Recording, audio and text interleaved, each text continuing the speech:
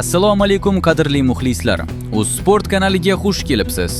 Sport yangiliklari va jonli efirlarni kuzatib borishni istasangiz, Sport Telegram kanalimizga obuna bo'ling. Havola tavsif qismida.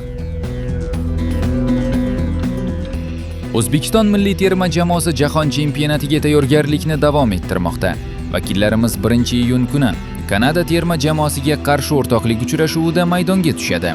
Ushbu bahs Kanada davlatining Edmonton shahridagi mashhur Commonwealth Stadium arenasida bo'lib o'tadi. Bugun 26-may kuni tongda O'zbekiston terma jamoasi Nyu-York shahriga uchib ketdi.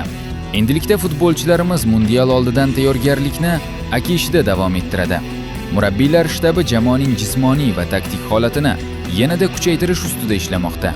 Kanada bilan bo'ladigan uchrashuv esa jahon chempionati oldidan muhim sinov sifatida baholanmoqda. Eslatib o'tamiz, O'zbekiston terma jamoasi jahon chempionatining K guruhidan o'rin olgan. Vakillarimiz guruh bosqichida Kolumbiya, Portugaliya va Kongo terma jamoalariga qarshi maydonga tushadi. Ayniqsa Portugaliya bilan bo'ladigan o'yin futbol muxlislari orasida katta qiziqish uyg'otmoqda. Mutaxassislar fikricha, O'zbekiston terma jamoasi uchun Kanada bilan bo'ladigan uchrashuv tarkib va o'yin uslubini shakllantirishda juda katta ahamiyatga ega. Muxlislar esa jamoamizdan mundial oldidan ishonchli o'yin kutmoqda. O'zbekiston milliy terma jamoasiga omad tilaymiz. E'tiboringiz uchun rahmat. Kanalimizga obuna bo'lishni unutmang.